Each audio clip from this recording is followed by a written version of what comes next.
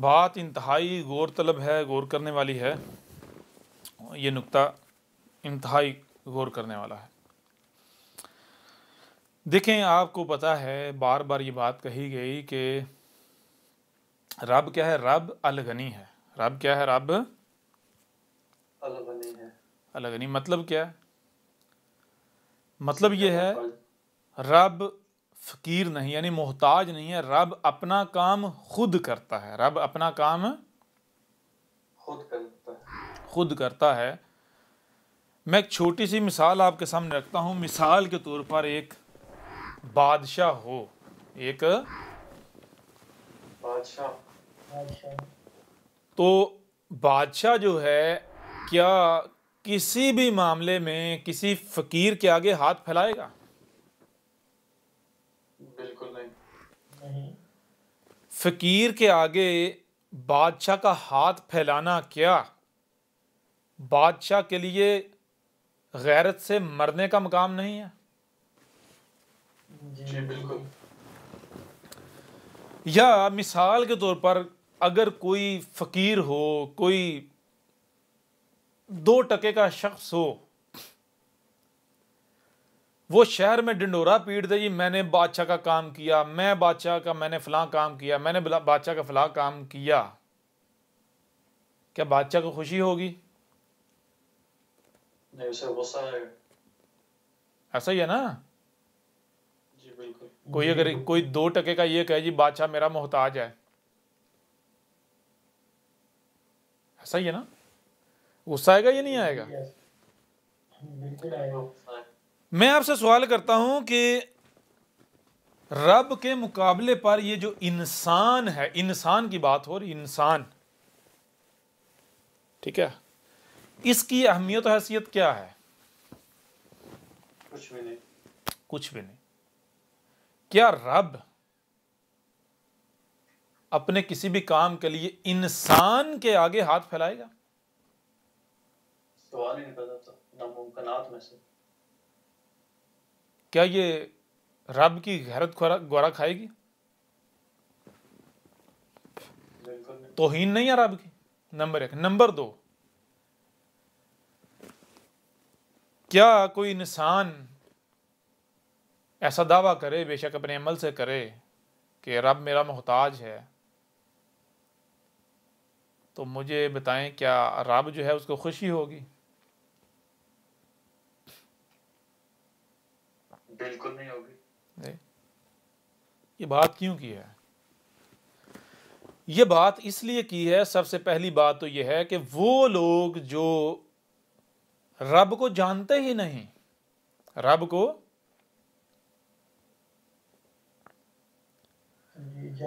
जानते ही नहीं, और वो रात दिन दावा कर रहे हैं जी हम ये रब का काम कर रहे हैं, रब का काम कर रहे हैं, रब का काम कर रहे हैं, तो वो क्या कर रहे हैं? अपने अमल से वो रब को फकीर कह रहे हैं, उसके अलगनी होने का कुफर कर रहे हैं। ठीक है, एक चीज ये होगी। दूसरी चीज ये है कि ये तो हो गई उन लोगों की बात कि वो जाहिल हैं, उनके पास इल्म नहीं है, जाहिल हैं, उनके पास इल्म नहीं है।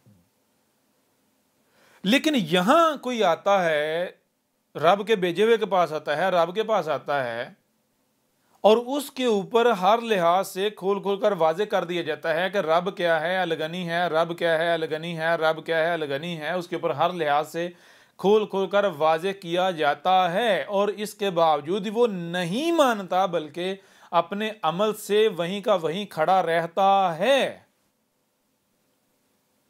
तो रब को खुशी होगी? जरा बराबर भी नहीं। रब उसे बर्दाश्त करेगा? बिल्कुल नहीं। बिल्कुल नहीं। ये बात क्यों की जा रही है? ये बात इसलिए की जा रही है कि जब भी जो भी नशिस्त में आते हैं तो तकरीबन हर कोई ये कहता है कि उस्ताद जी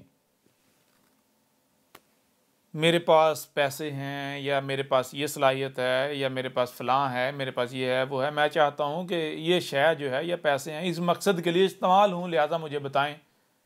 मैं इस मकसद की इस्तेमाल करना चाहता हूँ। ठीक है जी। जी बिल्कुल। तो मेरा क्या जवाब होता है? मेरा जवाब ये होता है, भाई देखो, सबसे पहली बात तो ये है कि क्या आप रब हो? आप रब का वजूद बन चुके? अगर तो आप रब का वजूद बन चुके तो फिर आपके पास जो भी है वो किसका है? रब का ही है। आप तो हो ही नहीं ना, आप तो रब हो ना, तो वो किसका है फिर? बताएं ना। रब का। रब का।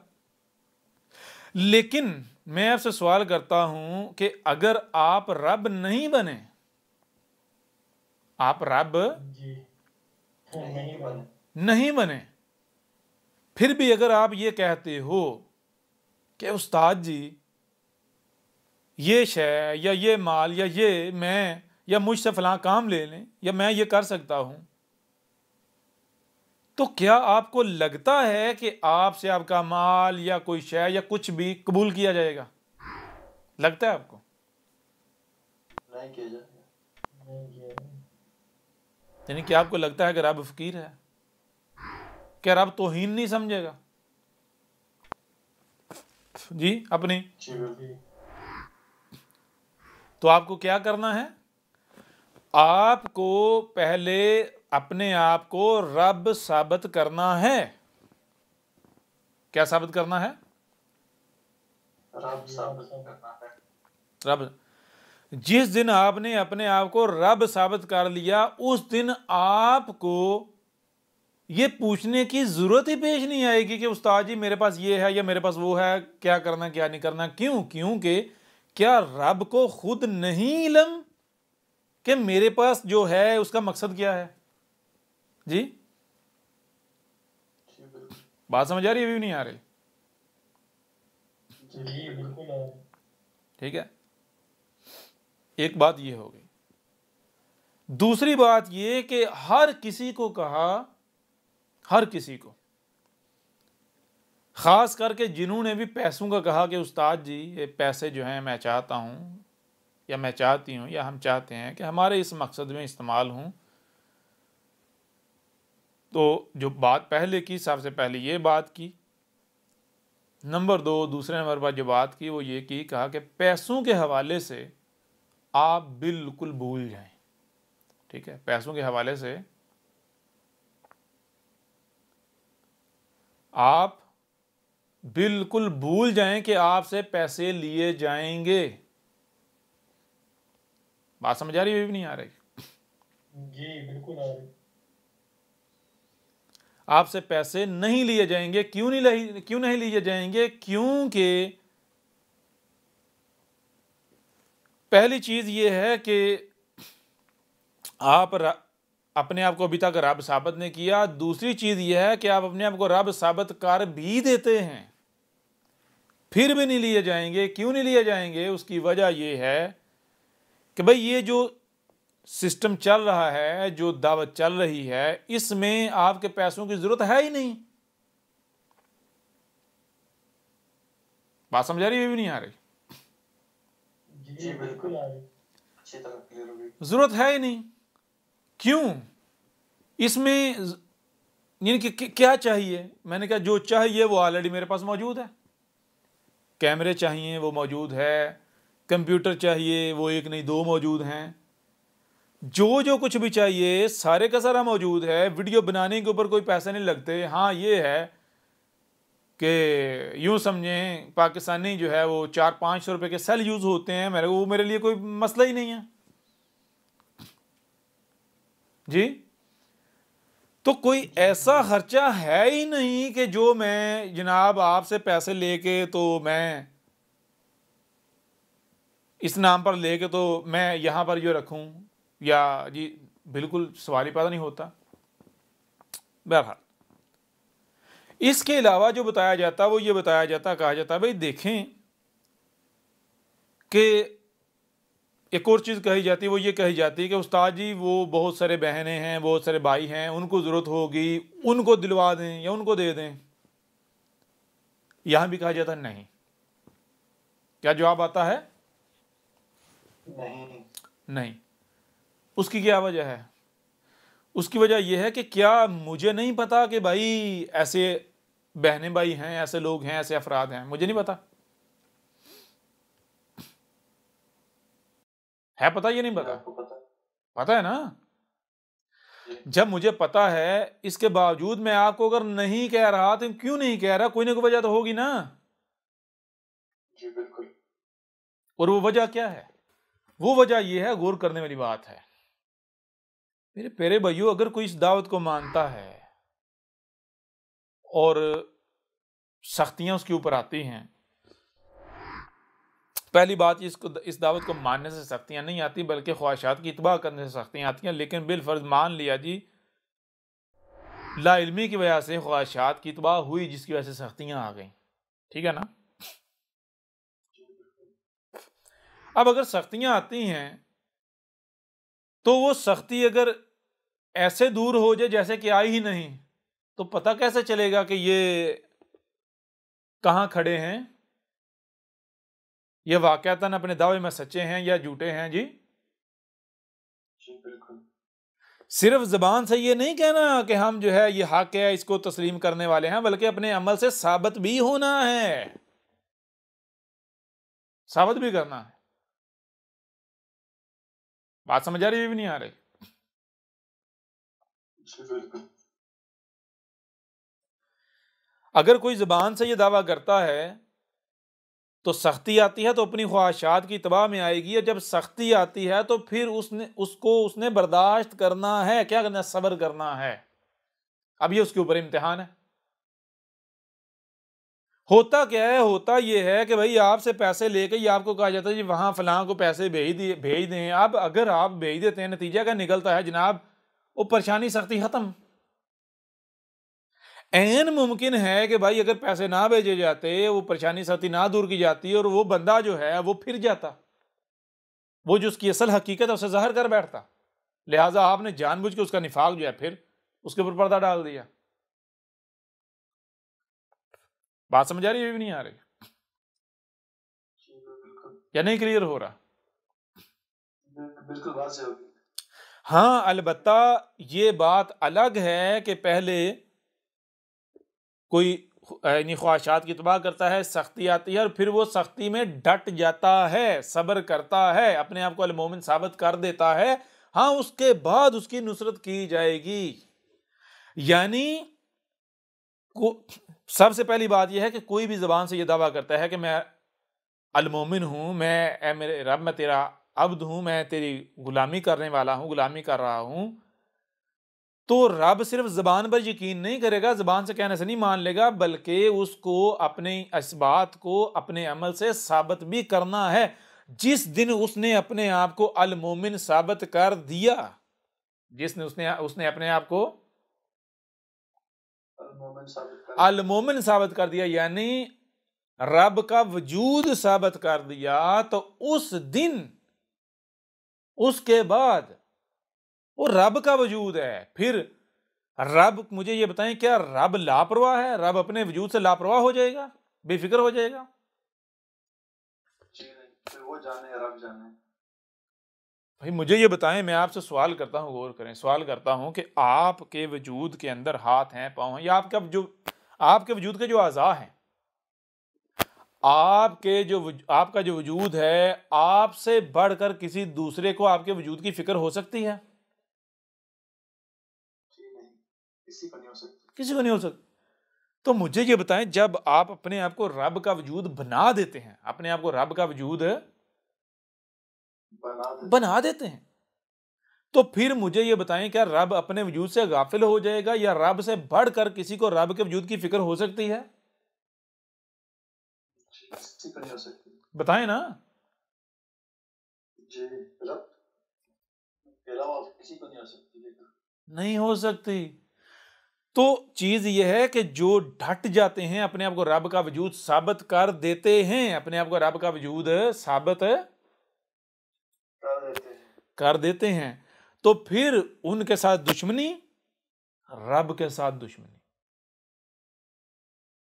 इसी के हवाले से आज से 14 सदिया कबल मोहम्मद ने भी कहा था, जिसको ये कहते हैं कि जो भी अल्लाह के औलिया से दुश्मनी करता है, यहां तक कि अगर दिल में भी उनके खिलाफ कोई बुग़्ज़ रखे, तो अल्लाह जो है ऐसे शख्स या ऐसे लोगों के खिलाफ ऐलान जंग करता है।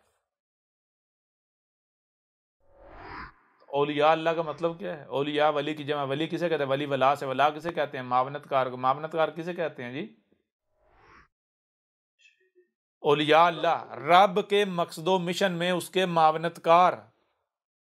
तो क्या रब के मकसदो मिशन में गैरुल्लाह मावनतकार हो सकता है? कोई शरीक मुशरिक या कोई मुनाफिक, कोई शरीक, रब अपने शरीक से मावनत लेगा अपने काम में?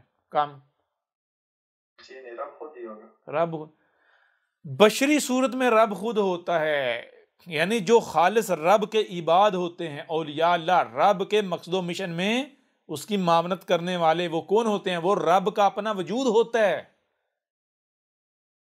इसी को एक दूसरे पहलू से आज से 14 सदी कबल मोहम्मद ने बताया था, जो मैं अभी मुख्तलिफ पहलू अभी यानी बता रहा हूँ, पीछे बताया गया। मोहम्मद ने कहा कि जब एक शख्स कहता है कि मैं मोमिन हूं, ऐ मेरे रब मैं तेरा अब्द हूं, और फिर अगर वो अपने इस दावे के ऊपर डट जाए, क्या करे? डट जाए, तो अल्लाह क्या करता है? अल्लाह उसे अपना वजूद बना लेता है। उसकी आंखें अल्लाह की आंखें, उसकी आंखें जो देखती हैं वो अल्लाह की आंखें, अल्लाह उन आंखों से देख रहा होता है। उसके जो हाथ होते हैं अल्लाह के हाथ बन जाते हैं, उसके हाथ जो करते हैं क्या करते हैं? अल्लाह के हाथ होते हैं, अल्लाह उन हाथों से कर रहा होता है। उसकी टांगें अल्लाह की टांगें, अल्लाह उन टांगों से चल रहा होता है। समझ आ रही है नहीं आ रही? ओ भाई, औलिया अल्लाह से, औलिया अल्लाह ये नहीं ये इन लोगों ने बनाए हुए हैं। औलिया कौन है? औलिया अल्लाह कह रहे अल्लाहु वलीउल्लाज़ीना आमनू। जी जी। और मकामात पर ये वाज़ेह किया कि औलिया अल्लाह कौन है? जो अल मोमिनीन है। अल मोमिनीन, अल मोमिन की जमा, अल मोमिन कौन है? ऐसा शख्स जो जिसने रब का रंग इख्तियार किया हुआ है, जो रब का वजूद है। समझा रही आ रही? तो मेरे प्यारे भाइयों, जब कोई जबान से दावा करता है मेरे रब, तू मेरा रब है, मैं तेरा अब्द हूं, और फिर उसके ऊपर डट जाता है, अपने आप को रब का वजूद साबित कर देता है, अल मोमिन साबित कर देता है, तो फिर उसके साथ दुश्मनी, रब के साथ दुश्मनी, फिर उसकी हिफाजत की जिम्मेदारी रब की जिम्मेदारी। ठीक है जी? वो रब का वजूद है, फिर क्या रब अपने वजूद से लापरवाह हो जाएगा, बेफिक्र हो जाएगा, बेपरवाह हो जाएगा? जी नहीं होगा। बताएं ना। लिहाजा जिस दिन आपने अपने आप को रब का वजूद साबित कर दिया, उस दिन आपको ये पूछने की जरूरत ही पेश नहीं आएगी उस्ताद जी ये है क्या करना क्या नहीं करना। क्यों? क्योंकि फिर अब रब का वजूद है, रब अपने उज़्व को, अपने वजूद को क्या इस्तेमाल करना नहीं जानता? क्या रब को नहीं पता मेरे इस उज़्व को मैंने क्या सलाहियत दी हुई है, क्यों दी हुई है? जी जी बिल्कुल। जिस दिन आपने अपने आप को रब का वजूद बना दिया, तो रब को पता है ये मेरा वजूद है, रब को पता है मैंने इसको क्या दिया है। रब ने दिया है ना, तो रब को पता है उसने क्या दिया है, तो रब फिर जहां इस्तेमाल करना इस्तेमाल कर लेगा। ठीक है जी? जी बिल्कुल। तो जो भी मुझे ये कहते हैं, मैं आगे से ये बात बताता हूं, ये कहता हूं, और फिर क्या होता है? होता यह है, गौर कीजिए, कुछ तो ऐसे हैं कि जो सरेहम तस्लीम करते हैं, वो जो सरेंडर कर जाते हैं, मान जाते हैं। लेकिन कुछ ऐसे भी होते हैं, गौर कीजिएगा, कुछ ऐसे भी होते हैं कि जो सरेंडर नहीं करते, बल्कि मर्ज होता है उनके दिलों में, वो जिद करते हैं। वो क्या करते हैं? जिद करते हैं। जिद करते नहीं, उस्ताद जी ये हम करें, हम शुक्र करेंगे, ये है वो है, जैसे कि नहीं, मिन्नतें करना, तरले करना, जैसे गिड़गिड़ाना, इस तरह करते हैं। ये उस्ताद जी रब का माल है, ये है वो है। पता होता है ये क्या है, इनके अंदर निफाक है, लेकिन बार बार वाजे करने के बावजूद भी वो क्या करते हैं? वो अपनी ख्वाहिशात की इत्वा करते हैं। क्यों ख्वाहिशात की इत्वा करते हैं? वो ये देखते हैं कि हम बज़ाहिर कुछ नहीं कर रहे, हम बज़ाहिर कुछ नहीं कर रहे। बज़ाहिर, तो वो दुनिया को सामने रख के वो फैसला करते हैं कि भाई अगर किसी कोई लीडर है या कोई शख्स है, कोई बड़ी शख्सियत, उसके अगर करीब होना है तो कैसे करीब हुआ जाता है, उसका चहीता कैसे बना जाता है, उसके काम आके, पैसे दे के, माल दे के, चंदे दे के, फंड दे के, ज्यादा फंड दे के जी। तो वही बात, अल मोमिनीन होते उनको क्या पता इन चीजों का, वो जो खुद होते हैं वही उसी को म्यार बना के फैसला करते हैं ना, जो खुद होते हैं वही सोचेंगे ना, वही उनके अंदर आएगा ना। तो वो उनके अंदर जो मर्ज होता है, जो लालच होता है, अपने उस लालच को पूरा करना चाहते हैं, यानी कुर्बत हासिल करने के लिए, या वो जो उनके अंदर मर्ज होता है उस यानी जो लालच होता है उस लालच को पूरा करने के लिए वो जिद करते हैं। क्या करते हैं? जिद करते हैं। तो फिर क्या किया जाता है? उनको फिर समझाया जाता है। क्या समझाया जाता है? उनको ये समझाया जाता है भाई देखो, गौर करो, अहमद ईसा किसी से भी पैसे या कोई शय क्यों नहीं लेता? दो वजूहात हैं। कितनी वजूहात हैं? दो वजूहात हैं। पहली वजह यह है कि रब अलगनी है, फकीर नहीं है। दूसरी वजह क्या है? दूसरी वजह यह है कि जब तक आपने अपने आप को रब नहीं बनाया, अपने आप को रब नहीं बनाया, तो आप क्या करें? आप अगर मुझे रब का भेजा हुआ माने, रसूल माने, क्यों मान रहे हैं? वजह क्या है? आपने डॉक्यूमेंट्री देखी, आपने किताब पढ़ी है, इस वजह से आप मान रहे हैं। क्यों मान रहे हैं? क्योंकि आपके पास कुफर करने का कोई बहाना है ही नहीं। यानी आपने डॉक्यूमेंट्री देखी, किसी बात का रद्द आपके पास नहीं है, कोई आपके पास ऐसा बहाना नहीं है कि जिसको बुनियाद बनाकर आप इस दावत का कुफर कर सकें, इस दावत का कुफर कर सकें। आपने अल किताब पढ़ी, पूरा जोर आपने लगाया, आपको कहीं से इसका रद्द नहीं मिला, कहीं से इसका तोड़ नहीं मिला, आपके पास कोई ऐसा बहाना नहीं है कि आप इसका कुफर कर सकें, और आप अपनी नजरों में मोमिन भी बनते हैं। अब अगर आप अपने आप को रब का वजूद नहीं बनाते और इस दौरान अगर आपसे थोड़ा सा भी काम ले लिया जाए, पैसे ले लिए जाएं, कुछ भी कर लिया जाए, तो उसका नतीजा क्या निकलेगा जानते हैं जी?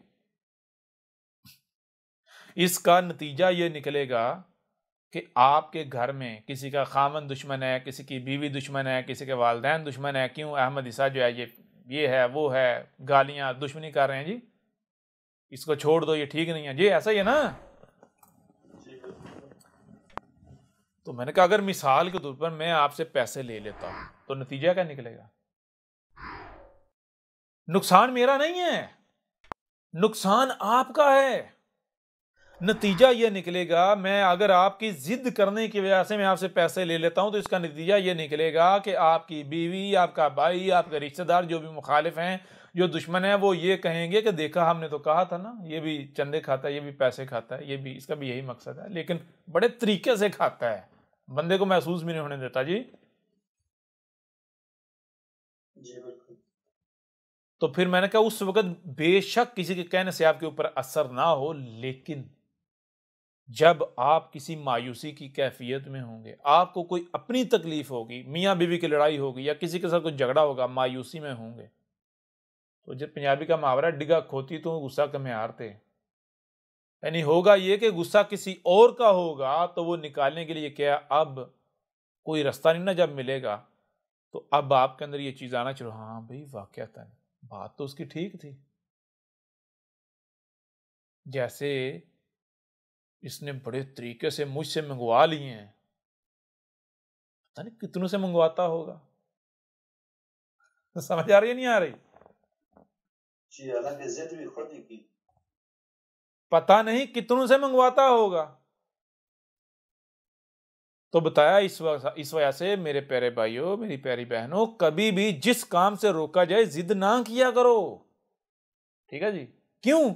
अब आपका फायदा, आपको लगता है, मैंने कहा आप खुद गौर करो कि मुझे पता होता है कि ये जो काम है इसमें आपका फायदा है, लेकिन मुझे गालियां मिलेंगी। ठीक है जी, मुझे गालियां मिलेंगी, मुझे बुरा भला कहा जाएगा, मुझे हकारत की निगाह से देखा जाएगा, हालांकि उससे फायदा आपका है या मेरा फायदा नहीं है। यानी मेरा फायदा नहीं, मेरा नुकसान है, फायदा आपका है। इसके बावजूद मैं वो करता हूं ना, खुद मैं गालियां खा लेता हूं, खुद मैं बुरा भला जो वो सब जो है वो बर्दाश्त कर लेता हूं, खुद मैं तोहमतें मलामतें इल्जामात बर्दाश्त कर लेता हूं, लेकिन आपका फायदा सोचता हूं, वो करता हूं जिसमें आपका फायदा है। बात समझा नहीं? अब अगर आप जिद करते हो, नहीं बाज आते, तो फिर क्या होगा? ये बताया कि देखो भाई, आप आए हो ना तो आप एक फोड़ा हो, आप आए हो तो आप क्या हो? एक फोड़ा हो। आपको वजूद बनाना है, रब का वजूद बनाना है, जम होना। तो एक हद है ना, आपको यानी आपकी तरबियत की जाएगी, आपको इल्म हिकमा दिया जाएगा, आपके ऊपर हक वाजे की आयत की तलावा की जाएगी। अब अगर आप नहीं इसलाह करते, आप ख्वाहिशात की तबाह के ऊपर डटे रहते हैं, तो सब्र की, बर्दाश्त की एक हद है ना। आपको अगर वेलकम किया है तो एज ए फोड़ा वेलकम नहीं किया, बल्कि फोड़ा एज ए वजूद, अपना वजूद वेलकम किया है।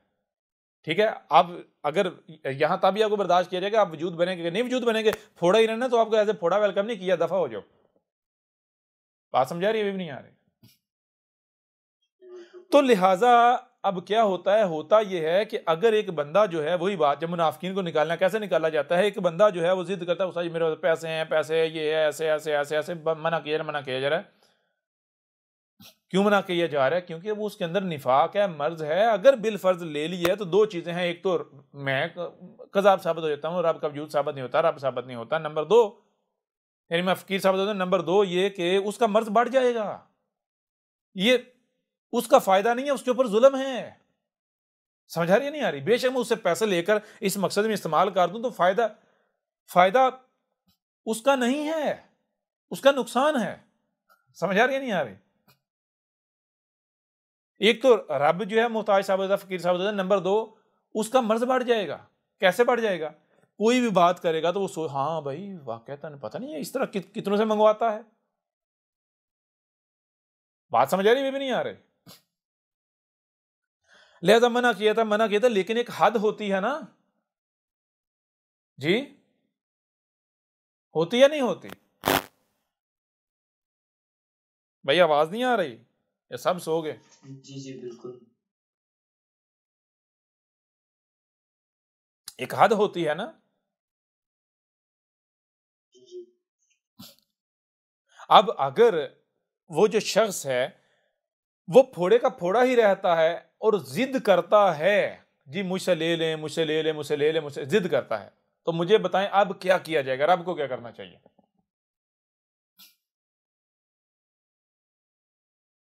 रब तो नहीं लेगा, फिर तो वो शराब का शरीक बन रहा है तो उसे निकाल देंगे। कैसे निकालेगा?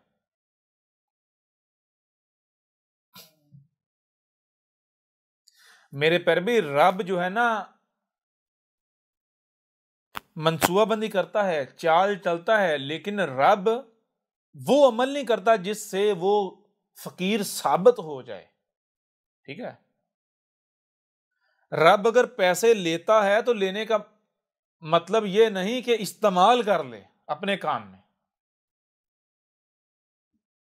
समझ आ रही है नहीं आ रही?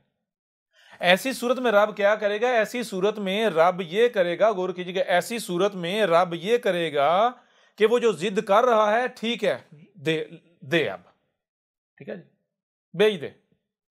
आगे क्यों मंगवाए इसलिए नहीं कि इस्तेमाल करने हैं, नहीं, मंगवाए इसलिए हैं ताकि इसका मर्ज बढ़े, इसका मर्ज बढ़े। वाज़ेह हो रहा है? भी नहीं हो रहा? ठीक है। अब तक क्या हुआ? अब तक ये हुआ कि काफी सारे जो हैं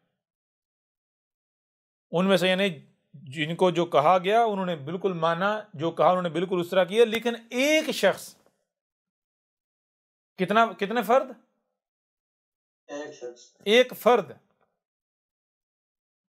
जी, फीमेल मर्द ठीक है। जी उन्होंने उनको समझा समझा के तो नहीं माना ना, जिद की, नहीं उस्ताद जी, नहीं उस्ताद जी, करें ये वो ऐसे वैसे, मैं आपको एहसान मानूंगी, ये है वो है। तो मैंने सबसे पहले मैंने अपनी अहलिया को बताया, मैंने बताया कि ये बहुत बड़ी मुनाफिक है, इसके अंदर मर्ज है और अब इसको निकालने का वक्त आ गया। तो मेरी अहलिया ने कहा था आप कह रहे हैं तो मानना मजबूरी है, वरना इसके बारे में अगर कोई ये कहे कि मुनाफिक है, यानी कि मेरा कोई सगा हो, मैं उससे अल्लाह ताला की इख्तियार कर लूं। समझ आ रही है यार? जी बिल्कुल। यानी कि निशिस के अंदर भी कुछ ऐसे भाई हैं, जब उनको बताया कि भाई इसकी तरफ से अब ये होना है, तो उन्होंने भी कहा, उन्होंने कहा उस्ताद जी ये हमारे तो होश उड़ गए होंगे, अब आप कह रहे हैं तो मानना पड़ेगा, लेकिन उस्ताद जी लगता नहीं है ऐसा कि इसकी तरफ से ऐसा हो, तस्वर भी नहीं किया जा सकता। यानी यूं समझें कि जिसको हर कोई सबसे बड़ा मोमिन समझ रहा था, ठीक है जी, सबसे बड़ा मुखलिस, उसके बारे में आप बात करें कि भाई ये ऐसा करने जा रहा है, इसके साथ ये होने जा रहा है, ये करने जा रहा है, आप मानेंगे?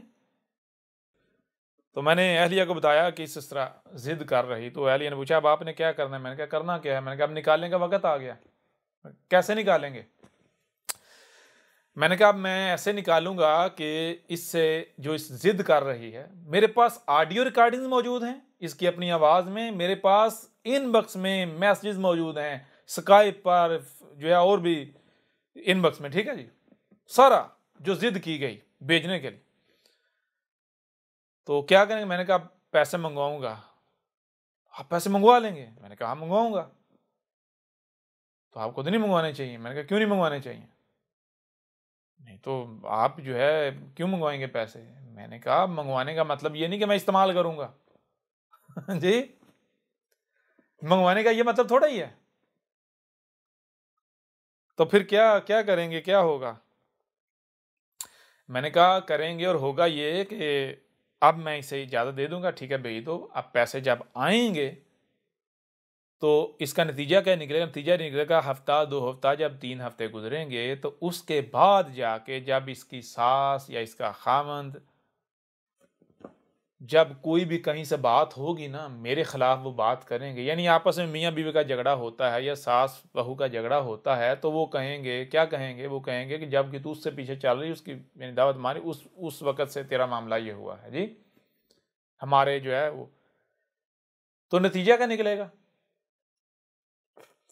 नतीजा ये निकलेगा कि वो घर में जब झगड़ा होगा या इस तरह का मामला होगा तो ताना दिया जाएगा। क्या ताना दिया जाएगा? कि देखा हमने कहा था ना ये भी पैसे खाता है, ये भी इसी तरह का जी चंदे खाता है, लेकिन तरीके से खाता है। तो मैंने कहा उस वक्त बेचारी इग्नोर करेगी, लेकिन कितनी देर? मैक्सिमम मैंने कहा 2 से 3 महीने निकालेगी, उससे ज्यादा नहीं निकाल पाएगी। ठीक है जी। जी बिलाहर वो जो मर्ज है ना वो बढ़ेगा। तो मंगवा लिए पैसे, मंगवा के रख दिए। ठीक है जी, पैसे रख दिए। जब पैसे आए तो पैसे आने के 2 हफ्ते बाद तो जो हुआ है वो, पैसे जब आए हैं, पैसे आने के फौरी बाद एक हरकत हुई, वो हरकत जो है वो बताने के लायक नहीं है। उस हरकत की वजह से जनाब वो जो ख्वाहिशात थी ना उनके ऊपर, बर्फ वाले पानी का जो है ना वो पतीला गिरा दिया गया। ठीक है, बात समझ आ रही है? अभी भी नहीं आ रही? जी जी आ रही। उस वजह से क्या हुआ, ख्वाहिशात के ऊपर वो जो ख्वाब पाले हुए थे, ख्वाब बनाए हुए थे बड़े बड़े, वो सारे के सारे ख्वाब एकदम चकनाचूर हो गए एकदम। यानी कि आपके साथ, आप यानी तो खुद से बिल्कुल बरक्स आपके साथ सलूक हुआ, आपके साथ हुआ। तो जब ऐसा हुआ तो सारे ख्वाब चकनाचूर हो गए। तो जनाब आईडियों से ब्लॉक। ठीक है जी। सब्र किया, 2 हफ्ते, 3 हफ्ते, महीना, 2 महीने राब्ता करने की कोशिश की, और राब्ता हुआ, लेकिन किस तरह हुआ ये एक अलग कहानी है। मैंने पूछा, मैंने कहा कोई मसला है, कोई परेशानी है, शेयर करें। ठीक है। कहा जी नहीं, हाँ इतना बताया कि उस्ताद जी मेरी पुरानी कैफियत जो है दोबारा बहाल हो गई है। कौन सी कैफियत? वो कैफियत ये है कि मुझे खुद बताया, कहा उस्ताद जी कि जब मैंने आपकी दावत को सुना तो आपकी दावत को सुनने से पहले मैं रोजाना, यानी मेरा मामला ये था कि पहली बात तो ये है कि बचपन से मेरी माँ के साथ नहीं बनती, दुश्मनी है। ठीक है। दुश्मनी क्यों है? बताया कि उस्ताद जी मेरे जो वालदैन से, वालिद का मामला तो यानी यूं कि जैसे होता ही नहीं। वालदा थी, वालदा का मामला क्या था? वालदा का मामला ये था कि वालदा जो है वो हमें कभी भी ऐसा नहीं लगा कि ये हमारी सगी वालदा है। हमारी वालदा जो हमारे भाई थे उनसे प्यार करती थी और हमसे, बहनों से शदीद नफरत करती थी, शदीद नफरत। ठीक है ना। यानी कि हमने उनके घर पैदा होकर कोई जुर्म किया तो मुझे मेरी वालदा की तरफ से, वालदैन की तरफ से बचपन से ही बहुत दुत्कारा गया। खास करके वालदा जो है ना, वो कहती बचपन से मेरी जो है ना, मेरी वालदा के साथ दुश्मनी है। यानी कोई ये नहीं देख के कह सकता कि ये माँ बेटी, कोई तस्वर भी नहीं कर सकता, यानी इस तरह है। वजह क्या है? 2 वजूहात हैं। उनमें से एक वजह जो आपको बताई, एक वजह यह है कि हमारी जो वालदा हैं उन्होंने बचपन से हमारे साथ क्या सलूक किया, हमें इतना मारती थी, इतना मारती थी जिसकी इंतहा नहीं। नंबर 2, खाना भी अगर जब सर्व करना है तो हमारी आंखों के सामने हमारे भाइयों को अच्छा खाना देना है, हमसे ज्यादा देना है, और यूं समझे उनका छोड़ा हुआ हमें देना, और जिससे हम बमुश्किल जिंदा रह सकें। यानी इस तरह हमारी सगी मां हमारे साथ करती थी। ठीक है। तो बताया उस्ताद जी मैं इस वजह से, मैं उस्ताद जी डिप्रेशन की मरीज हो चुकी हुई थी। यानी कि मेरा मामला ये था। फिर जब मैं यानी कि बड़ी हुई, जवान हुई, तो फिर मेरी शादी भी मेरी माँ ने ही की। क्यों की? मेरी माँ ने पैसा देखते हुए, यानी मेरी ख्वाहिशात, मेरी चाहत के बरअक्स सिर्फ पैसा, दुनिया देखते हुए मेरी शादी कर दी। ठीक है जी। मैं नहीं चाहती थी, जहां मेरी शादी उस्ताद जी हुई, मेरी चाहत नहीं थी, ये मैंने अपनी माँ की वजह से कर ली। ठीक है। तो भी क्यों कर ली? वो शादी इस वजह से कर ली कि मैंने सोचा चलो इस बहाने शुक्र है मां से जान तो छूटेगी ना। समझ आ रही नहीं आ रही? जी बिल्कुल। इससे दूर तो हो जाऊंगी। शादी कर ली, शादी कर ली, बच्चे हो गए। तो बताया उस्ताद जी कि आपकी जब मैंने दावत सुनी, आपकी दावत सुनने से पहले मेरा मामला ये था कि कभी तो मेरा दिल करता मैं खुदकुशी कर लूं, कभी कभी मेरा दिल करता कि मैं अपने बच्चों को कत्ल कर दूं, कभी कभी मेरा दिल करता मैं यानी सब कुछ तोड़ फोड़ दूं। और उस्ताद जी मैं एक एक दिन में 20-20, 22-22 टैबलेट लेती थी। 3 घंटे बाद मैं 3-4 टैबलेट लेती थी, जिससे मैं थोड़ा दिन तो मैं ठीक रहता था, उसके बाद फिर बिगड़ जाता था। और इसी वजह से मुझे कहा, क्या कहा उस्ताद जी इस वक्त दुनिया में अगर मुझे सबसे कोई अजीज शय है तो वो कौन सी है? वो कौन है जिसके लिए मैं सब कुछ कुर्बान कर सकती हूँ? वो आप हैं। और उस्ताद जी मैं कभी कभी बहुत डरती हूँ, बहुत डरती हूँ। किस वजह से मैं उस्ताद जी इस वजह से डरती हूँ कि कहीं मैं आपकी दुश्मन ना बन जाऊं। क्यों? क्योंकि उस्ताद जी मेरा मामला ये है कि मैं बगैर किसी वजह से किसी की भी दुश्मन बन जाती हूँ, और ऐसी दुश्मन बन जाती हूँ कि जानी दुश्मन बन जाती हूँ। ठीक है जी। मुझे पता नहीं क्या हो जाता है।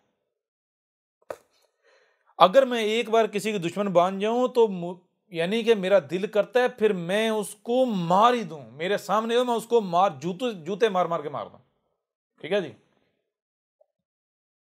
बात समझ रहे नहीं? तो मैं उस्ताद जी डरती हूँ, और क्या एक बार कहा कि उस्ताद जी मैं तो अल्लाह से दुआएं मांगती हूँ कि अल्लाह अगर उस्ताद जी के बारे में मेरे दिल में ऐसा कुछ आए भी तो उससे पहले मुझे मौत दे देना। क्यों?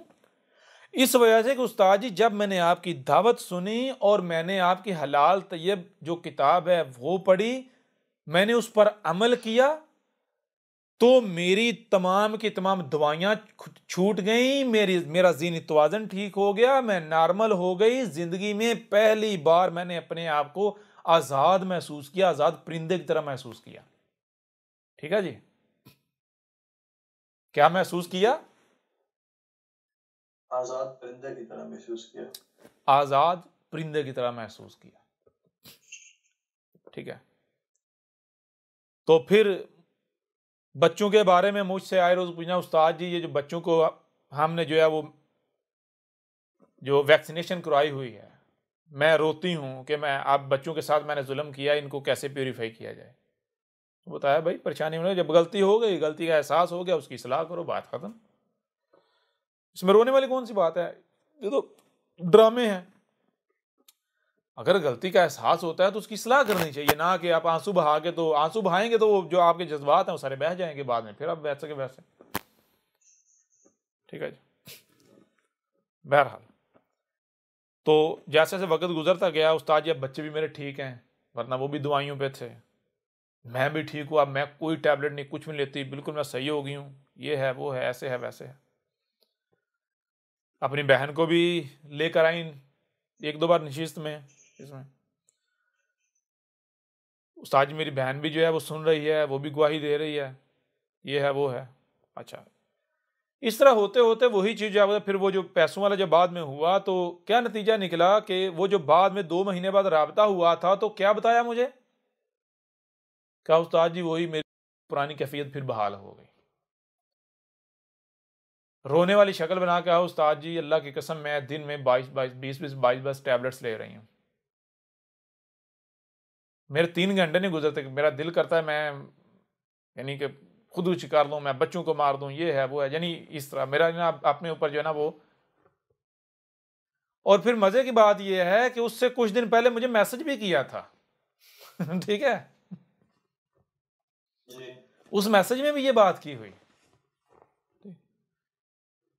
बहरहाल, तो मैंने फिर कहा, मैंने कहा कि मुझे आप ये बताएं कि जब आप सारा हक पता है, हर चीज़ पता है, और श्याम हर चीज़ करने के बावजूद आपने फिर ये हरकत की, ये टैबलेट्स जो है वो भी 20 तो आगे से कोई जवाब नहीं। हाँ, एक जवाब आया, वो जवाब क्या है? वो जवाब ये है, उस्ताद जी मैंने तो खाना भी शराब जो है ना वो नॉर्मल कर दिया, पहले के जैसा, यानी वो जो पहले खाती थी। ठीक है जी? जी। तो फिर मैंने यानी मैं अहलिया से मैंने जिक्र किया, मैंने कहा अब अनकरीब नतीजे रिजल्ट आने वाला है। जब मैंने ये बात बताई तो हैरान परेशानी अहलिया भी, यानी आपने यानी उस वक्त बता दिया जब किसी के वहम गुमान नहीं था, तो अब जब वो खुद ये बता रही है तो वही हो रहा है। मैंने कहा अपने ही, मैंने कहा खुद देखोगी। अच्छा, जब ये हुआ फिर उसके बाद क्या हो? उसके बाद जनाब मैंने ऐसा किया, मैंने मैसेज किया कि जनाब आपके जो पैसे हैं, आपकी यानी मैं पैसे, मैंने कहा आपकी जो अमानत है वो कहीं इस्तेमाल नहीं हुई, वैसे की वैसी पड़ी हुई है, लिहाजा आप बताएं किस जरिए से आपको रिटर्न करनी है। हफ्ता गुजर गया, जवाब नहीं आया। हफ्ते बाद मैंने क्या किया, मैंने हफ्ते नहीं यानी गाल में दूसरे तीसरे दिन बाद मैंने जो है वो ईमेल भी कर दी, ईमेल भी मैंने यही बात की। तो 3 हफ्ते तक जवाब नहीं आया, 3 हफ्ते बाद जवाब आया। तो वो जो जवाब आया, बहरहाल वो बाद में मैं आपको सब कुछ दिखाऊंगा अभी। तो क्या हुआ ये कि पैसे भेजे गए, 2 किस्तों में करके भेजने थे, आधे जो है एक किस्त भेजी, लेकिन वो बैंक ने होल्ड कर ली है, पैसे जो है वो पेमेंट होल्ड हो गई। ठीक है जी? क्यों होल्ड हुई वो तो बाद में ये नहीं पता चलता ना क्यों हुई, पेमेंट हो गई होल्ड। अब इन्होंने सब्र किया, कितना सब्र, 1 दिन 2 दिन, तीसरे दिन फट पड़ी, झूठ क्यों बोलते हो, झूठ बोल रहे हो, सीधा को पैसे देने नहीं, बहाने बना रहे हो, ये है वो है।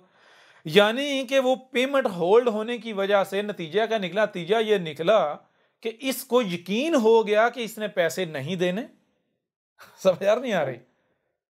इसने ऐसे ही कहा था जानबूझ के, ये सोचा ही नहीं कि अगर भाई पैसे नहीं देने होते, ये जो कह रहा है भेजे हुए बैंक ने होल्ड की हुई है, ये कह रही झूठ बोल रहा है, बैंक ने होल्ड नहीं की हुई, झूठ बोल रहा है। ठीक है ना? इन्हें कुछ हुआ ही इस तरह ना, तो मैं कोई झूठ तो नहीं बोल रहा था, मेरे पास सारे सबूत मौजूद हैं, तो मैं तो सारे अहलियत को बता रहा हूँ, सारी रब की मनसूबाबंदी है। हालांकि पहुंच, मैंने कहा अगर बराह रास्त पहुंच जाते तो इसने जो है इसका अंदर है वो नहीं जाहिर करना, ये तो बहाना बनाना, ये ना कि ये नहीं देना चाह रहा, ये है वो, हाँ वाकयात नहीं, ये लालची है, ये है वो, ये वो पेमेंट होल्ड हुई। ये 2 बार मसला बना इस तरह का। जब 2 बार मसला बना, दूसरी बार जब बना इस तरह का मसला, तो इसको यकीन हो गया कि इसने पैसे नहीं देने। ठीक है जी। हालांकि मसले की बात यह है, अगर भाई देने नहीं है तो मैं कहता, अगर मैं बाकी मुल्लाओं की तरह एक मुल्ला होता, तो मिसाल आपने मुझे पैसे भेजे हुए हैं, आप पैसे भेज के राब्ता छोड़ गए मुझसे जी, तो मेरा दिमाग खराब, मैं आपको पीछे से कहूं भी आप ये आपकी अमानत है और आपने जब पैसे मुझे दिए, आपने हमेशा के लिए दिए हूं जी, तो मैं आपको पीछे से जनाब आपको मैसेज करूं काफी अरसे बाद कि आप जो अपने पैसे वापस ले लें जी। मौलवी मुल्ला इस तरह करते हैं। बहरहाल वो 2 बार पैसों में रुकावट बनी, उसका नतीजा ये निकला कि जनाब एक लंबी चौड़ी ईमेल आई। उस ईमेल के अंदर कुरान को गालियां, अल्लाह को गालियां, मोहम्मद को गालियां, हर रसूल को गालियां। ठीक है जी, हर रसूल को गालियां। ऐसी ऐसी बातें की गई, ऐसी ऐसी बातें की गई कि अगर वो सिर्फ ईमेल ही सामने ले आई जाए तो जो हो वो अलग बात है जी। लेकिन उस ईमेल को जो बंदा पढ़ ले वो कहेगा कि भाई ये कोई आला दर्जे का कोई ज़हनी मरीज शख्स है। ठीक है, यानी 2 लाइनें पीछे जो बात की जा रही है, अगली 2 लाइनों में अपनी उसी पिछली बात का रद्द कर दिया। पीछे 2 जमा 2 5 का है, आगे 2 जमा 2 6 कह रहे हो, अगली 2 लाइनें छोड़ के 2 जमा 2 7 कह रहे हो जी। छोटी सी मिसाल आपको देता हूं, छोटी सी मिसाल। कुरान का कहा कि ये कुरान ब्लंडर है, बकवास है, मनगढ़ंत है। मोहम्मद ने बहुत बड़ा फ्रॉडिया था मोहम्मद, ये उसने खुद से करा था। क्यों कहा? इसलिए कहा कि अगर इस कुरान को हक माना जाए तो जो भी इस कुरान को हक माने वो तेरा कुफर नहीं कर सकता, क्योंकि कुरान तेरी तस्दीक करता है। यानी देखें, अगर आपने अहमद ईसा को कुफर करना है ना, तो कुरान को आपको कुफर करना पड़ेगा। समझ आ नहीं आ रहे? जी बिल्कुल। तो कुरान का कुफर क्यों किया है? कुरान का कुफर सिर्फ इस वजह से किया है क्योंकि अगर कुरान को मानूंगी तो इसको मानना पड़ेगा, इसको तो मानना नहीं। अच्छा, ये इससे बढ़कर एक बात क्या कही? ये कही कि मुझे गालियां देते हुए कहा कि जिस कुरान के बलबूते पर तू रसूल बना फिरता है जी, जिस कुरान के बल पर तू रसूल बना फिरता है, क्या तुझे नहीं पता कि कुरान जो है वो हिफज का मुसहफ है? कुरान किसका मुसहफ है? हिफज का। और हिफज के बारे में तवातर के साथ अहादीस मौजूद हैं कि वो तेरी तरह बहुत बड़ा चोर था। समझ आई बात की नहीं आई? जी, ज़हनी मरीज़ा से पाला पड़ गया। कुरान किसका मुसहफ है? हिफज का मुसहफ है। यानी वो ये कह रही है कि कुरान हिफज, यानी वो कह रही हिफज एक शख्स था। हिफज कौन था? एक शख्स था। एक शख्स था, और ये कुरान उसकी वजह से आज तुम्हारे पास मौजूद है। अगर उसने ना लिखा होता, उसने आगे ना पहुंचाया होता, तो आज तुम्हारे पास ना कुरान होता, ना ही तुम इस कुरान के बल पर रसूल बने फिरते। तो ये कुरान किसका मुसहफ है? किसका लिखा हुआ है? किसकी वजह से आज पहुंचा है हम तक? हिफज की वजह से। हिफज कौन था? एक शख्स था, वो तेरी तरह बहुत बड़ा चोर था। और सिर्फ इतना नहीं कहा, हिफज के बारे में तवातर के साथ अहादीस मौजूद हैं कि वो बहुत बड़ा चोर था। ठीक है जी। कुछ समझ आई भी नहीं आई? अपनी बातों की तरदीद कर लिया, हदीसों को मान रही है और कुरान पे इनकार कर नहीं, हदीसों को मान ही छोड़े भाई, ये गौर करें, क्या कुरान किसी हिफज नामी शख्स का मुसहफ है लिखा हुआ है? जी नहीं। गधे की बच्ची को ये नहीं पता कि कुरान हिफज का मुसहफ का मतलब क्या है। कुरान हिफज का मुसहफ का मतलब ये है, हिफज का मतलब है कि जो सीना दर सीना चला आया। कुरान हिफज का मतलब है कि कुरान सीना दर सीना आगे मुंतकिल हुआ। हिफज रिकॉर्डिंग की सूरत में, जो सीनों में रिकॉर्ड किया, दिमागों में रिकॉर्ड किया। अभी समझ ही नहीं आई? जी जी आगे जी उस्ताद जी। कुरान हिफज का मुसहफ है का मतलब है कि कुरान हिफज की वजह से हम तक पहुंचा, हिफज की वजह से लिखा गया, हम तक पहुंचा। ठीक है जी बिल्कुल। तो ये क्या कहते हैं, हिफज जो है वो तेरी तरह बहुत बड़ा चोर था। हिफज के बारे में तवातर के साथ हदीस मौजूद हैं, वो बहुत बड़ा चोर था। अभी समझ आई नहीं आई? जी आगे। हिफज चोर था। और यहां तक नहीं, तवातर के साथ अहादीस मौजूद हैं।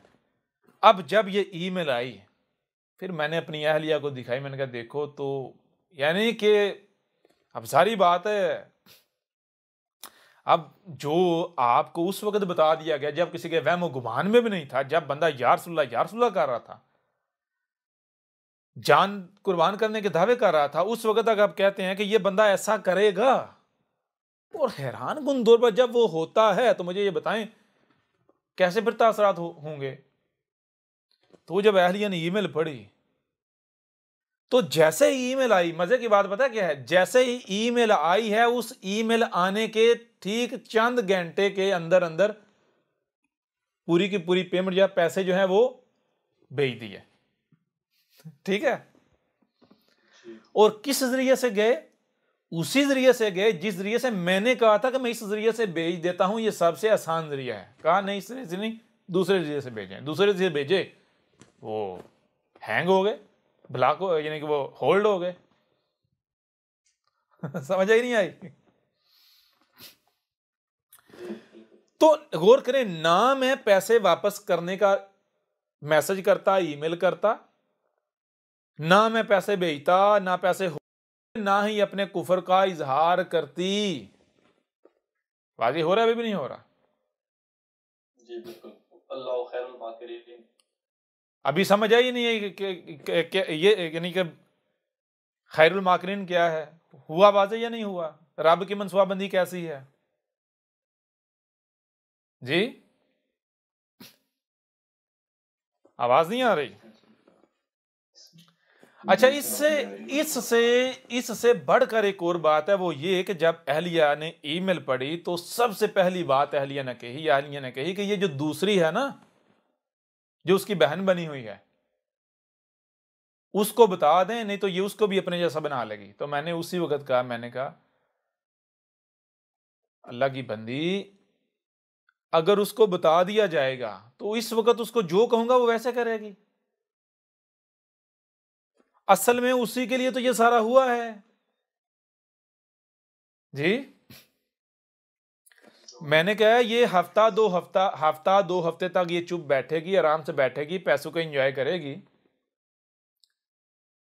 2 हफ्ते बाद इसको तकलीफ होना शुरू हो जाएगी कि मेरे पैसे कबूल नहीं हुए, मुझे तो बिल्कुल ही धुतकार ही दिया गया। तो फिर इसका वो जो अंदर आग है ना, इब्लीस, वो जागेगा। वो जब जागेगा तो सबसे पहले अपनी बहन से राब्ता करेगी। तो अपनी बहन को ये नहीं कहेगी कि पैसे वापस आ गए, बल्कि उसको मेरे खिलाफ भड़काने के लिए वन साइडेड स्टोरी सुनाएगी। समझ आई? ये भी नहीं आई? सिर्फ सेंडिंग के सबूत दिखाएगी, रिसीव होने के, वापसी रिटर्न के सबूत नहीं दिखाएगी। क्यों? क्योंकि इसे पता है अगर रिटर्न दिखा दूंगी तो वो मानेगी, वो बिदक जाएगी। और मैंने कहा ये तो उसके लिए इम्तिहान है। क्यों इम्तिहान है? मैंने फिर अपनी अहलिया को उसका इनबॉक्स दिखाया। जब मैंने इनबॉक्स दिखाया तो कहती हैं आपने तो उसे 1 साल पहले वार्निंग दी थी। तो मैंने कहा उसी वार्निंग, अब वक्त आ गया ना, समझ आ रही है नहीं आ रही, अब वक्त आ गया, अब उसे अपने आप को प्रूव करना है, मुझे गलत साबित करना है और खुद को सच्चा साबित करना है। क्यों? क्योंकि 1 साल पहले मैंने कहा था कि तू ये करेगी, मेरे साथ दुश्मनी करेगी, मुझे गालियां देगी, बकवास करेगी, सबसे बड़ी दुश्मन बनेगी, जो दुश्मन है उनसे बड़ी बनेगी। ये 1 साल पहले कहा था। वाजे हुआ अभी भी नहीं हुआ। जी बिल्कुल। तो मैंने कहा अगर उससे बता दूंगा, उससे पहले से पता होगा तो वो तो इसे ब्लॉक कर देगी, वो तो सब कुछ खत्म कर देगी। ठीक है, यही तो मैंने कहा, यही तो नहीं करना। मैंने कहा ये तो किसी को बताना ही नहीं, ये तो मैंने कहा उस वक्त बताना है, ये बातें उस वक्त बात होगी जब ये कर चुकेंगी, जब सब हो जाएगा फिर बताएंगे, फिर बताना है, ताकि छांटी हो जाए उससे पहले। अगर पहले बता देंगे छांटी हो जाए, होगी छांटी।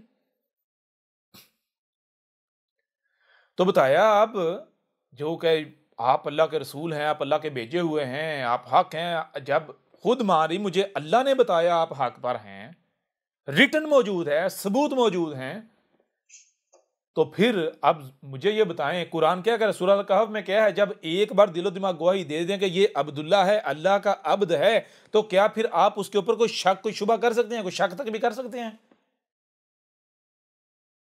बेसी शक कर सकता है फिर। ओ भाई, जब आपने एक बार गवाही दे दिया, एक बार आपके ऊपर ये वाजे हो गया, आपके दिलो दिमाग ने गवाही दे दी कि ये अब्दुल्ला है, अल्लाह का अब्द है, रब का भेजा हुआ है, तो उसके बाद अगर आपके अंदर शक तक भी पैदा होता है तो जान लें रब को इल्म है। समझ आ रही है नहीं आ रही? सूरह कहफ के जरिए जो शुरू में बात हुई, क्या बताया गया, जब एक बार आपके ऊपर वाजे हो गया, दिलो दिमाग ने गवाही दे दी कि ये रब का अब्द है, तो फिर आपने जाहिर के पीछे नहीं जाना। तो वो तो छोड़ें, जिसके बारे में आप रात दिन रसूल होने के गवाहियां दे रहे थे, और गवाहियां ये नहीं कि आपने छुपी दी हैं, आपने पब्लिकली दी हुई हैं। अहमद ईसा की नाफरमानी में अहमद ईसा रोकता था ना लोगों के कमेंट्स में जाओ, खुद जाके गवाहियां दी हुई हैं कि ये अल्लाह का रसूल है, सच्चा है। ये सारी इतनी बड़ी बड़ी गवाहियां देने के बावजूद अब कोई शख्स आकर अहमद ईसा के बारे में आपसे कोई बात करता है तो आपको यानी कि वो शख्स सच्चा हो गया रसूल के मुकाबले पर? जी, बात समझ आ रही है नहीं आ रही? अगर एक तो चीज ये है कि वो 100% झूठ बकवासात आपको सुना रहा है, मन गढ़ंत बातें, पहली बात। दूसरी बात ये, अगर वो सच ही क्यों ना बता रहा हो, सच ही क्यों ना बता रहा हो, आपको उस वक्त तक मानना तो दूर की बात है, या वो तो छोड़ ही दें, आपको तो सब्र करना चाहिए जब तक छुपा हुआ पहलू सामने नहीं आ जाता। या कम से कम आप राब्ता करो, पूछो उस्ताद जी मेरे साथ ये बातें की गई हैं, मुझे ये कहा गया है, ये क्या ये ऐसा ही है? मैं सब्र करती हूं जब तक ये बातिन सामने नहीं आया था, या फिर मुझे बताएं, मुझे परेशानी ला के, बेचैनी ला के। ये क्या, जिसके एक तरफ आप रसूल रसूल का दावा कर रहे हो, बार बार बताया भाई आप जबान से लाख दावे करो, आपको अपने अमल से साबित करना पड़ेगा। जिसके अंदर राय बराबर भी निफाक है वो नहीं टिक पाएगा, हम हालात ही ऐसे बना देंगे। वाजे हुआ भी नहीं हुआ? जी बिल्कुल हो गया। फिर इससे भी बढ़कर मजे की बात, इधर नशिस्त में, नशिस्त के अंदर किसी के वहमो गुमान में भी नहीं, नशिस्त में जनाब मौजूद हैं और फेक आईडी बनाकर तो मेरे खिलाफ बकवासात शुरू कर दी। नशिस्त में मौजूद हैं। नशिस्त के अंदर मैंने कहा मुझे पता है ये जिसकी आईडी है, जिसके करतूत हैं, इज्जत के साथ निकल जाओ वरना मैं ठुड्डे मार के निकालूंगा, क्योंकि अब एंड हो गया, इससे बढ़कर नहीं। तो क्या लगा, 3 दिन तक मैंने ये वार्निंग दी, 3 दिन तक मैंने कहा अभी वक्त है, निकल जाओ निकल जाओ निकल जाओ, मुझे पता है। तो क्या होगा, मैं डिले कर रहा था। क्यों कर रहा था डिले? इसलिए कर रहा था ताकि पक्का किया जाए, इसको ये लगे कि भाई ये सिर्फ तुक्के लगा रहा है, पता इसको कोई नहीं है, मैं बैठी रहती हूं उधर से बाहर, यानी कि इधर इधर की चीजें बाहर लीक करूंगी। ठीक है जी। जी 3 दिन तक मैं वार्निंग देता रहा। इसे जब यकीन हो गया ना कि बस तुक्के लगा रहा है, तीसरे दिन पे ठुड्डा मार के निकाला। जब निकाला तो फिर पता चला हाँ भाई तुक्का नहीं था, वाकयातन सारा पता था इसे। समझ आ रही नहीं आ रही? जी, कौन सी फेक आईडी बना के क्या करना क्या नहीं, फिर ये समझना हम बड़े चालाक हैं, पता नहीं। लगे रहो, करो, खुल के करो। ये है रब की मनसूबाबंदी। बहरहाल ऐसे जितने भी हैं, एक बार ऐसा करें, अपने इनबॉक्स खोल के पढ़ें, देखें, फिर या की तरफा दूसरा पहलू भी देखें, सारी हकीकत सामने आ गई। और जहां तक बात है, कतन ये मत सोचें कि ये वापसी का दरवाजा जो है वो खोला जा रहा है, सवाल ही पैदा नहीं होता। अपने इनबॉक्स खोलेंगे, उनमें पता चल जाएगा। कहा होगा उस वक्त, कहा था भाई आखिरी मौका है, आखिरी मौका। जब आखिरी कहा था तो आखिरी कहा था, वापसी का कोई दरवाजा नहीं होगा, कोई दरवाजा नहीं वापसी का। ये पब्लिकली ये बात करना क्यों जरूरी थी या क्यों जरूरी है, ये क्यों की? ये इसलिए कि देखें, दो चीजें हैं। ये बातें ऐसा नहीं कि ये आज फर्स्ट टाइम हो रही हैं, नहीं, ये बहुत पीछे से होती हो रही हैं। लेकिन उनके लिए ये बातें थीं जो खवास होते हैं या खवास होने का दावा करते हैं। आज मामला ये है कि ऐसे बहुत सारे खवास ऐसे हैं जो नशिस्त में मौजूद नहीं हैं, जिन तक बात इस तरह पहुंचेगी, यानी पब्लिकली जब अपलोड करेंगे तो उन तक जो है ये बात पहुंचेगी, वो सुन पाएंगे। लिहाजा एक वजह है। दूसरी वजह यह है कि अब इसको पब्लिक करना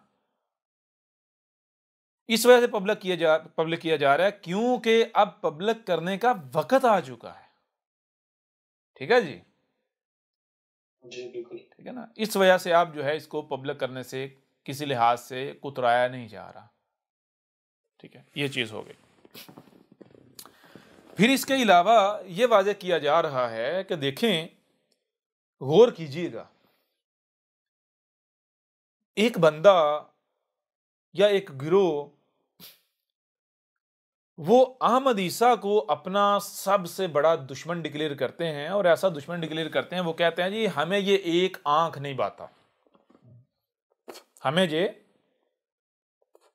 एक आंख नहीं बाता। वो गालियां देते हैं, बकवासात करते हैं, तोहमतें लगाते हैं, मलामतें लगाते हैं, मलामतें करते हैं, बहुत कुछ करते हैं, बहुत कुछ करते हैं। अहमद ईसा को जलील करने के लिए बड़ी बड़ी मनसूबाबंदियां करते हैं, बड़ी बड़ी चालें चलते हैं। लेकिन गौर करने वाली बात यह है कि वो अहमद ईसा के खिलाफ कोई एक भी सबूत पेश नहीं कर पाते, या जो भी इल्जाम अहमद ईसा के ऊपर लगाते हैं उस इल्जाम को सच्चा साबित करने के लिए कोई एक भी सबूत पेश नहीं कर पाते। गौर करने वाली बात है भाई, ऐसा क्यों आखिर? मिसाल के तौर पर अहमद ईसा के ऊपर इल्जाम लगाया जाता है ये भी मौलवियों तरफ फंड खाता, चंदे खाता है। तो भाई सबसे पहली तो बात यह है कि जो भी इल्जाम लगाते हैं उन्हें सबसे पहले अपने गिरबान में झांकना चाहिए, उन्हें यह सोचना चाहिए, ये गौर करना चाहिए कि वो कौन सा दिन है जिस दिन अहमद ईसा ने मुझसे चंदा मांगा। क्या कभी हमें शक भी हुआ कि अहमद ईसा हमसे कुछ चंदा मांग रहा है? कहीं घुमा फिरा के, गोल मोल करके भी कहीं उसने चंदा मांगा? पराए रास्त तो दूर की बात है जी, मांगा कभी? जी कभी नहीं मांगा। चलो, क्या आपने चंदा दिया जी? दिया चंदा? नहीं दिया। ना अहमद ईसा ने चंदा मांगा, कभी नहीं मांगा। गोल मोल करके भी, यानी एहसास भी नहीं कराया चंदे का, कि भाई महसूस भी नहीं होने दिया कि चंदा मांग रहा है। ना ही कोई अहमद ईसा ने ऐसी हरकत की जिससे किसी को यह महसूस हो या ये लगे कि भाई ये चंदा मांग रहा है। यहां तक कि जो देने के लिए रात दिन जिद करते हैं नहीं लेता, और ना ही आपने दिया। तो आप किस बुनियाद पर इल्जाम लगा रहे हो जी चंदे खाता है? चलो इल्जाम लगाया है तो भाई कुछ सबूत ही पेश कर दो जी। हाँ, हमें पता है आपके पास जो सबूत है, वो जो सबूत आपके पास है ना, वो जिन्होंने सबूत फराहम किया उनसे जरा पूछें कि ये तूने मेरे ऊपर एहसान किया या मेरे ऊपर जुल्म किया जी। मुझे वन वे टिकट दिखाई, यानी कि डिपार्चर की तो दिखा दी, वापसी जो रिटर्न है वो नहीं दिखाई, वो मुझसे क्यों छुपाई जी? क्यों? धोखा दिया ना उसने। जरा ये भी गौर करना चाहिए कि जो बंदा आपको सबूत दिखाता है, ये देखो मैंने इसको चंदा दिया, क्या वही बंदा आपको ये नहीं कहता कि ये आगे पब्लिक नहीं करना? क्या आपको वो रोकता नहीं है किसी को दूसरे को ना बताना, आगे किसी को ना बताना इसके बारे में? सवाल ये पैदा होता है कि जो बंदा आपको सबूत दिखा रहा है वो अहमद ईसा को अपना सबसे बड़ा दुश्मन मानता है, उसे अपना सबसे बड़ा दुश्मन कहता है। जब उसके बाद पास अहमद ईसा के खिलाफ इतना बड़ा सबूत है तो वो क्यों सबूत को छुपा कर रखेगा जी? बात समझ आ रही है नहीं आ रही? उसको तो सबूत को सामने लाना चाहिए, या कम से कम जो है किसी और को या आपको सबूत को सामने लाना चाहिए। क्यों वो सबूत को सामने नहीं लाया या आपको क्यों सामने लाने से रोका, मना किया? उसकी वजह ये है, उसको पता है कि अगर ये सबूत सामने आएगा तो दूसरी तरफ रिटर्न का भी आ जाएगा ना भाई, ये सिर्फ उधर नहीं गए थे, वापस भी चले गए थे, समझ यार। और फिर उनको ये भी खौफ है कि वो सिर्फ रिटर्न का सबूत नहीं आएगा बल्कि वो सारा कच्चा चिट्ठा आएगा किस तरीके से रिटर्न आए, समझ आ रहे, कैसे रिटर्न गए, समझ आ रही है? भी नहीं आ रही? जी बिल्कुल वाजे हो रहा है? अभी भी नहीं हो रहा?